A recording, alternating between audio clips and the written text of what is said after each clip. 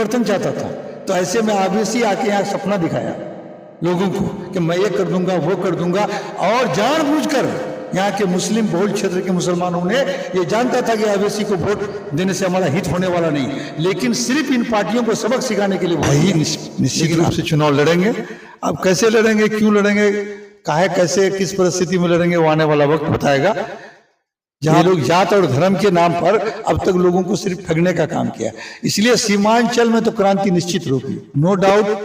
प्रशांत किशोर एक बिहार का प्रतिभा है, पूरे भारत का एक प्रतिभा। अवेशी साहब है, क्यों वोट दिया? अवेशी साहब का चेहरा देख के वोट नहीं दिया। ये जो यहाँ की बड़ी बड़ी पार्टियां, कांग्रेस हो, राजद हो, जदयू हो, भाजपा हो, इससे लोग उब चुका था। आप मौजूद करिए, लेकिन आप पहले व्यक्ति रहे जिनके घर पे उनका आना हुआ और आपके घर उन्होंने चाय पिया, इसे किस दृष्टिकोण? न्यू नौजवानों की शादी होती है, 15 दिन अपनी न्यू पत्नी के साथ वो नहीं रह पाता है और अपने रोजगार के लिए पत्नी को छोड़ के वो बाहर, अवेशी ने उसका नाजायज फायदा उठाया। आपके 4-5 विधायक हुए, आप कभी संघर्ष तक किए, एक आवाज भी बुलंद किए, कभी रोड पर आए, सड़क पर आए, यहाँ के मुसलमानों के लिए लड़े, हिंदू, ये तो नहीं चलने वाला है। इसलिए सीमांचल में परिवर्तन होगा। सीमांचल के लोग अब पहचान गए हैं कि हमको क्या करना चाहिए। मुगल शासक आज मुगल के नाम पर मुसलमानों को बदनाम कर रहा है। मुगल को कोई किसने शरण दिया? इस देश में किसने शरण दिया? कोई मुसलमान ने, यहाँ के हिंदू देशी राजाओं ने न दिया। आमंत्रित किया, उसकी बात कर रहे हैं, या कट्टर सनातनी बताते हैं, वो कहाँ के हैं? वो कहाँ के? वो भी तो विदेशी है, वो भी तो विदेश से आए। आज हमारे आदिवासी भाई हैं, दलित भाई हैं, जो मूल यहाँ के निवासी हैं, उनको कहाँ सम्मान मिल रहा है? क्या कहा था ओबीसी साहब आके मैं ये कर दूंगा, वो कर दूंगा, जो पिछड़ा है उसको उठा के लूंगा। आपने पिछला इलेक्शन में नहीं देखा, करोड़ों रुपया लेके टिकट बांटने का काम किया। मैंने कहा ना, जब जब मैं चुनाव लड़ा हूं, कम से कम इलाके के 10-15 आदमी कैंडिडेट हो जाते हैं। मैं पिछला चुनाव नहीं लड़ा, मैंने घोषणा कर दिया, एक भी नौजवान चुनाव नहीं लड़ा। चुनाव सिर्फ जीतने के लिए नहीं, अपनी दावेदारी भी बताने के लिए दिया जाता है। लेकिन कैसे लड़ा था अगली बार? लेकिन मैं इस बार चुनाव लड़ूंगा, मैं आज ही बोल देता हूं, कम से कम 10-20 लड़ेगा। किया कि नहीं? पैसे पर टिकट। ये एक अंधा भी कहेगा सीमांचल का कि अवेशी साहब पैसा लेके टिकट दिया। इस बात में आप लोग इनकार कर सकते हैं? लीजिए ना, आरएसएस जैसा संगठन रजिस्टर्ड नहीं है, लेकिन आज भारत सरकार से ज्यादा उसी की चलती है। वो हमको अपने जीतने के लिए नहीं, प्रोफेसर मुसव्विर को हराने के लिए रहेगा और लोगों से पैसा लेके। हमारे हिंदू भाइयों से मैं प्रार्थना करता हूं कि अगर यहां से एक मुस्लिम विधायक एमपी नहीं जीतेगा तो किस जगह जीतेगा? सलाम आदाब, मैं रमीज रेजा, आप देख रहे हैं केडीबी लाइव। हमारी मौजूदगी बहादुरगंज प्रखंड के एक जाना पहचाना चेहरा, बहादुरगंज का जच्चा बच्चा, जिनसे वाकिफ है प्रोफेसर मसव्विर आलम साहब के पास हैं। और हमारे पत्रकारिता के इस लैब में पहली दफा सर से हमारी मुलाकात हुई है, जिसके लिए हम सर का शुक्रिया भी अदा करेंगे और आपका वेलकम करते हैं। सर बहुत बहुत शुक्रिया आपका, धन्यवाद, आप आए यहाँ।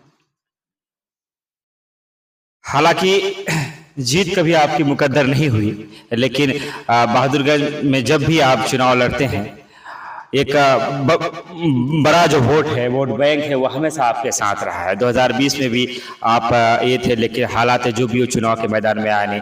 अब 25 बहुत अनकरीब है, क्या लगता है किस बार आपकी क्या गतिविधियां रहेगी?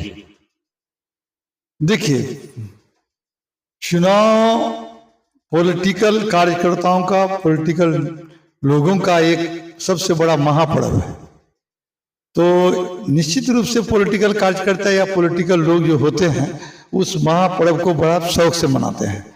तो चुनाव एक पर्व है पॉलिटिक्स में, तो उसमें निश्चित रूप से हम भी एक पॉलिटिकल आदमी हैं, तो कहीं ना कहीं चुनाव लड़ने का है ही। निश्चित रूप से चुनाव लड़ेंगे। अब कैसे लड़ेंगे, क्यों लड़ेंगे, काहे कैसे किस परिस्थिति में लड़ेंगे, वो आने वाला वक्त बताएगा। जहां तक 20 को छोड़ने का सवाल था मेरा, तो 20 को परिस्थिति कुछ ऐसी थी कि अचानक मेरे साथ बहुत बड़ा धोखा हुआ था। तो ऐसी परिस्थिति में मैंने सोचा कि एकदम 11th आवर में चुनाव हमको नहीं लड़ना चाहिए, मैंने अपने को चुनाव से अलग कर दिया। लेकिन 25 आ रहा है, निश्चित रूप से 25 में हम चुनाव लड़ेंगे। लेकिन आपको अभी हम ये नहीं बता पा रहे हैं कि हम किस प्लेटफॉर्म से, क्योंकि आज मेरे विचार से हिंदुस्तान में कोई दल है ही नहीं, कोई राजनीतिक दल नहीं है, किसी राजनीतिक दल का कोई विचारधारा नहीं है। भले प्रोपेगेंडा करे, यहाँ धर्म के नाम पर, जात के नाम पर, क्षेत्र के नाम पर इलेक्शन हो रहा है।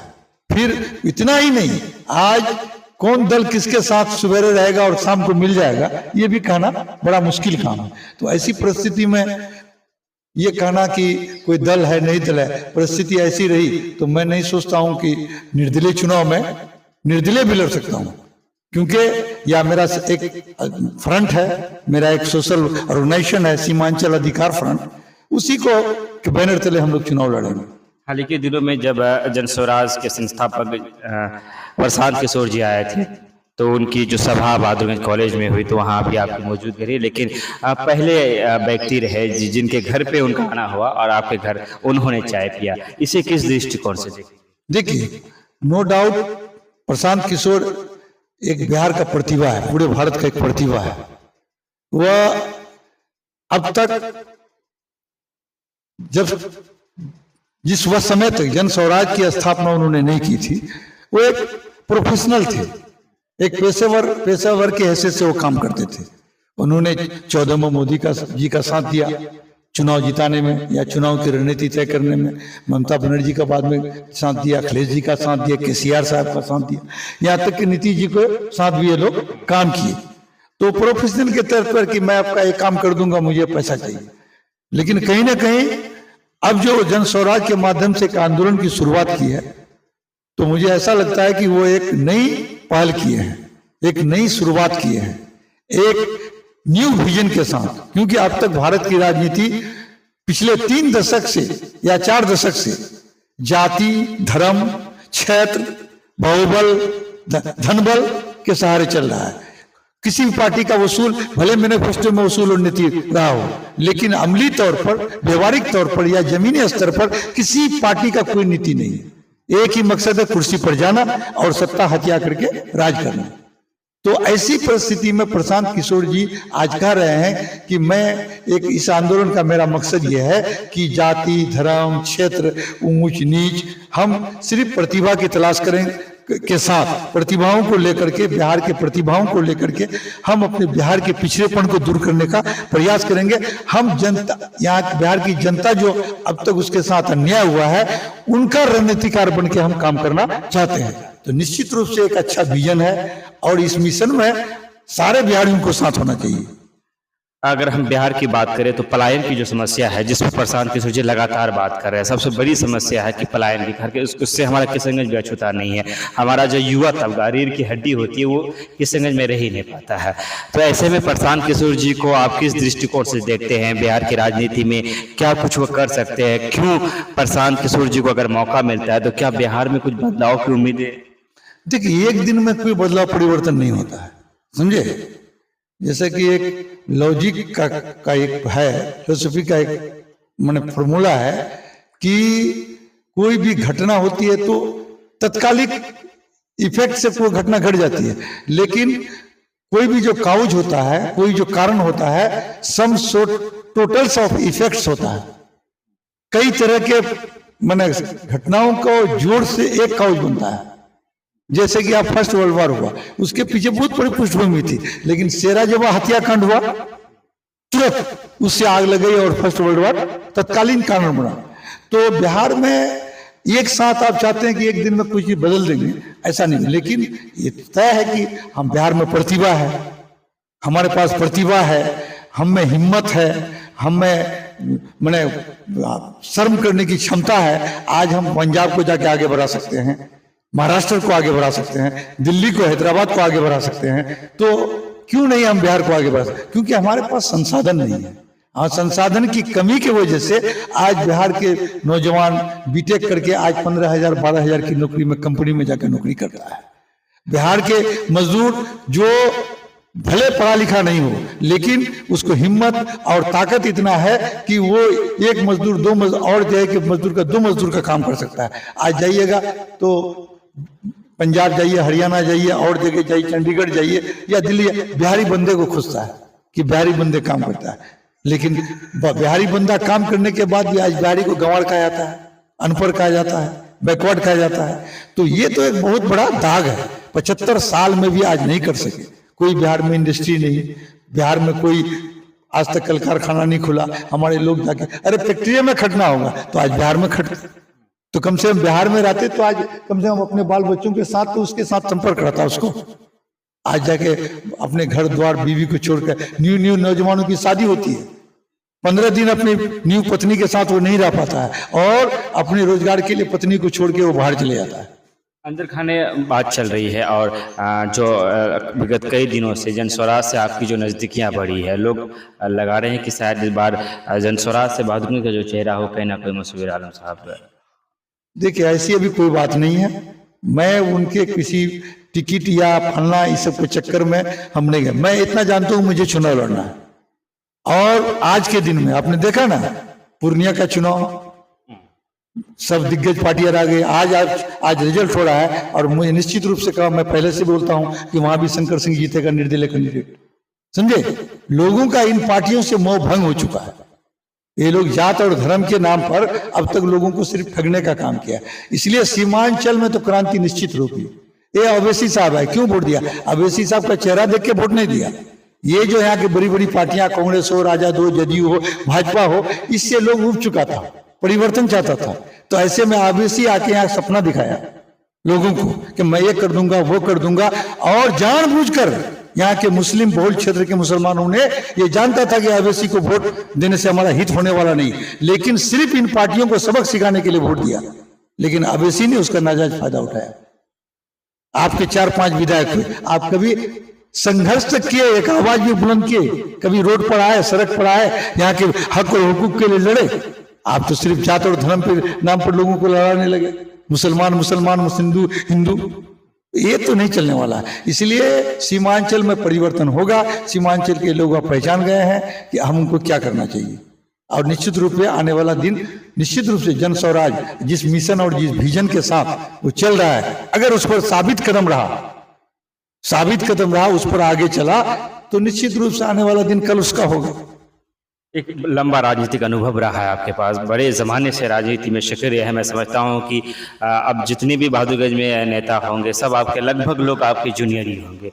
ऐसे में प्रशांत किशोर जी जो एक नई विजन को लेकर चल रहे हैं, उनको लेकर के आपका अपना व्यक्तिगत आकलन क्या कहता है? निश्चित रूप से कोई प्रतिभाशाली व्यक्ति है, उसमें हम लोगों को फक्र है कि हमारे बिहार का एक आदमी इतना प्रतिभा रखता है, जो आज मैंने पूरे हिंदुस्तान में नहीं बल्कि दुनिया में भी एक रणनीतिकार के रूप में उसकी पहचान बन चुकी थी। समझे, आज वो अपने बिहार के लिए, आज एक यहाँ की जनता के लिए एक रणनीति के तहत जन स्वराज आंदोलन चला रही है। हम लोग की शुभकामनाएं हैं। हम लोग चाहते हैं कि ऐसी विचारधारा के लोग ऐसे मिशन को लेकर चल रहा है तो उसको साथ जुड़ना चाहिए। और मैं खास करके नौजवानों से कहूंगा कि आज के दिन में, आज जबकि राजनीतिक दल का कोई अस्तित्व ही नहीं बचा है, कोई नीति, कोई उसूल नहीं है। आप सोच सकते थे शिवसेना और कांग्रेस मिलकर सरकार चलाएगी, और एक तरफ भाजपा कहती है सबका साथ, सबका विकास, सबका विश्वास, लेकिन कर क्या रही है? सिवाय हिंदू और मुसलमान, पाकिस्तान, अफगानिस्तान, ईरान, इराक, फिलिस्तीन यही कर रहा है। देश उससे नहीं चलने वाला है। देश चलेगा उसूल पर, नीति पर, जनता के हित में जो काम करेगा। मुगल शासक आज मुगल के नाम पर मुसलमानों को बदनाम कर रहा है। मुगल को किसने शरण दिया? इस देश में किसने शरण दिया? कोई मुसलमान ने, यहाँ के हिंदू देसी राजाओं ने न दिया, आमंत्रित किया उसको। अरे मुगल क्या था? जितने विदेशी, मैं भी मानता हूं वो लुटेरा है, लेकिन जो यहाँ रह गया, आप क्या है? आज जो लोग बात कर रहे हैं, सनातन धर्म की बात कर रहे हैं या कट्टर सनातनी बताते हैं, वो कहाँ के हैं? वो कहाँ के? वो भी तो विदेशी है, वो भी तो विदेश से आए। आज हमारे आदिवासी भाई हैं, दलित भाई हैं, जो मूल यहाँ के निवासी हैं, उनको कहाँ सम्मान मिल रहा है? आप भी तो विदेशी हैं। इसलिए अंदर बाहर मुसलमान क्योंकि का तो मुगल का काल का है, तो आप मुगल का संतान, तो आप किसके संतान है? आप भी तो यहूदी के संतान है। तो इसलिए इस बात से नहीं चलने वाला, भले क्षणिक सफलता मिल जाए। आपने देखा क्या किया अयोध्या मंदिर के नाम पर वोट लेना चाहा, क्या किया अयोध्या के लोगों ने? यहाँ का हिंदू और मुसलमान, यहाँ के जीन्स में राष्ट्रीय भक्ति है, हिंदुस्तान की संस्कृति, हिंदुस्तान का जो कल्चर है उस पर विश्वास है। यहाँ की गंगा जमुनी तहजीब को नष्ट, चाहे अंग्रेज आए, चाहे मुगल आए, चाहे बहुत सारे सिकंद सिकंदर आया और सारे लाए, यहाँ की संस्कृति को कोई नष्ट नहीं कर सका। तो ये भाजपा हिंदू मुसलमान करके यहाँ की संस्कृति को कभी बर्बाद नहीं, क्षणिक नुकसान पहुंचा सकता है, लेकिन यहाँ के संस्कृति को कभी तबाह नहीं कर सकता। आप प्रशांत किशोर जी अक्सर कहते हैं अपनी बातों में, बहादुरगंज जब आए थे तब भी उन्होंने कहा था कि वो प्रतिभाओं को उजागर करना चाहते हैं, प्रतिभाओं को जगह देना चाहते हैं। उन्होंने कहा था बड़ी मन से, अगर आपको राजनीति नहीं आती कोई बात नहीं, अगर आपके पास पैसा की कमी है कोई बात नहीं, आप बस आगे आइए, मैं आपके साथ खड़ा हूँ। इसको अगर परिभाषित करना चाहे तो मसूद आलम साहब कैसे परिभाषित करेंगे इनके इस वक्त? मैंने आपको पहले ही कहा कि उनका विजन और मिशन बहुत स्पष्ट, अगर इस पर साबित कदम रहे। क्या कहा था ओबीसी साहब आके मैं ये कर दूंगा वो कर दूंगा, जो पिछड़ा है उसको उठा के लूंगा। आपने पिछला इलेक्शन में नहीं देखा, करोड़ों रुपया लेके टिकट बांटने का काम किया कि नहीं? पैसे पर टिकट। ये एक अंधा भी कहेगा सीमांचल का कि ओबीसी साहब पैसा लेके टिकट दिया, इस बात में आप लोग इनकार कर सकते हैं? कोई भी एक बच्चा भी इनकार नहीं कर सकता है। तो आज हमारे यहाँ बहुत सारी प्रतिभाएं हैं, सिर्फ राजनीतिक क्षेत्र में नहीं, शिक्षा क्षेत्र में, पत्रकारिता के क्षेत्र में, और मैंने कृषि के क्षेत्र में, उद्योग के क्षेत्र में, धन के अभाव में, सोर्सेज के अभाव में उसका प्रतिभा वही दम घुट कर मर जाता है। क्योंकि कहने को तो बहुत सारी बातें होती है, मैं भी बड़ी बड़ी बात बोल सकता हूं, लेकिन जब अमली तौर पर बात आती है तो उस समय आके सारा चीज खत्म हो जाता है। तो मैं भगवान से प्रार्थना करता हूं और यह आशा करता हूं कि प्रशांत किशोर जी अगर अपने इसमें साबित कदम रहे, अगर प्रतिभाओं को तरजीह दिया तो भले समय लगे, लेकिन सफलता उनको कदम चूमेगी। कहीं वो भी और लोगों की तरह हो गए सफलता के बाद तो फिर हम नहीं कर सकते हैं कुछ। अगर जनस्वराज आपको मौका देती है तो आप जनस्वराज का भी दामन थाम सकते हैं, उनकी भी टिकट से तैयारी। देखिए, राजनीति देखकर दल एक माध्यम होता है सत्ता तक जाने के लिए। राजनेताओं का काम है, वैसे सोशल सेवा तो बिना एमएलए बन के कर सकते हैं, बिना एमपी बन के कर सकते हैं, बिना प्रतिनिधि। तो आपको रोक है क्या? आज बहुत सारे संगठन है, लीजिए ना, आरएसएस जैसा संगठन रजिस्टर्ड नहीं है, लेकिन आज भारत सरकार से ज्यादा उसी की चलती है, समझे? चलती है कि नहीं? भारत सरकार से ज्यादा मोदी जी से भी ज्यादा भगवत का चलता है, मोहन भगवत का। तो ताकत से दुनिया चलती है, शक्ति की प्रधानता है।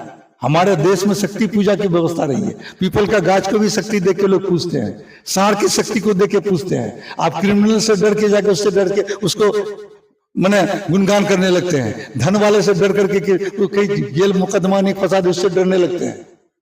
भगवान ईश्वर के पास अगर शक्ति और ताकत नहीं होता तो कोई आराधना, कोई प्रार्थना, कोई इबादत नहीं करता, समझे? तो इसलिए मेरा यह कहना है कि राजनीतिक दल का माध्यम है, मुझे चुनाव लड़ना है, मैं अपने लक्ष्य तक पहुंचने के लिए, हाँ, इसके लिए मैं हमेशा ख्याल रखूंगा कि जात, धर्म या धन, बल, इन सब से अलग हटकर जो राजनीतिक दल या जो ऑर्गेनाइजेशन हम को साथ में या हम उनके साथ में जा सकते हैं, ऐसे दल के साथ नहीं जाऊंगा जो कि जात की बात करे, धर्म की बात करे या धन बल की। अगर धन बल होता तो शायद मैं अपने मुंह से क्या कहूं, मैं बहुत आज 20 साल पहले एमएलए होता, समझे? मेरी आप लोग जानते हैं, मैं क्यों बताऊं, क्यों कहूं? आज भी यहाँ की मैंने 80% गरीब आम जनता मेरे साथ है, लेकिन कुछ मुट्ठी भर लोग हैं जो पसंद नहीं करता है हमको, वो छल बल से, और हम लोग को छल बल आता नहीं, इसलिए कुछ अपने भी लोग हैं। मैंने कहा ना, जब जब मैं चुनाव लड़ा हूं कम से कम इलाके के 10-15 आदमी कैंडिडेट हो जाते हैं। मैं पिछला चुनाव नहीं लड़ा, मैंने घोषणा कर दिया, एक भी नौजवान चुनाव नहीं लड़ा। चुनाव सिर्फ जीतने के लिए नहीं, अपनी दावेदारी भी बताने के लिए दिया जाता है। लेकिन कैसे लड़ा था अगली बार, लेकिन मैं इस बार चुनाव लड़ूंगा, मैं आज ही बोल देता हूं, कम से कम 10-20 लड़ेगा। वो हमको अपने जीतने के लिए नहीं, प्रोफेसर मुसव्विर को हराने के लिए लड़ेगा, और लोगों से पैसा लेके या उनके सपोर्ट पर। मैं क्यों कहूं पैसा लेगा, समझे? हक है, आपको भी हक है, आप भी चुनाव लड़िए, मैं मना नहीं करता हूं। राजनीति जो करता है, चुनाव उसके लिए सबसे बड़ा पर्व है, उस पर्व को मनाना चाहिए, लेकिन ईमानदारी के साथ, नीति के साथ, निष्ठा के साथ, ना के कोई छल बल और धन के लोभ में। आखिर में क्या मैसेज देना चाहेंगे बहादुरगंज के अवाम तक? क्या अवाम को मैं बहुत दुख के साथ कहना चाहता हूं कि आज भी हमारे यहाँ की 80% जनता बहुत निर्दोष है, निस्सहाय है, वो इस सब से बहुत दूर है। लेकिन होता क्या है, हमारे कुछ लोग, ये 10% 5% लोग उसको बहका के कभी जात के नाम पर, कभी आज तक यहाँ हिंदू मुसलमान की कोई घटना देखे हैं? हम लोग शादी हो, विवाह हो, मौत हो, कब्रिस्तान हो, श्मशान घाट हो, मैंने सब जगह एक साथ आते हैं, जरा सा कहीं भी कोई बात नहीं है। लेकिन जब चुनाव होता है, यहाँ का दो फांक में लोग बढ़ जाता है, हिंदू मुसलमान, ये वो नहीं पड़ता, लोग हालात उसको बदलने पर मजबूर कर देता है।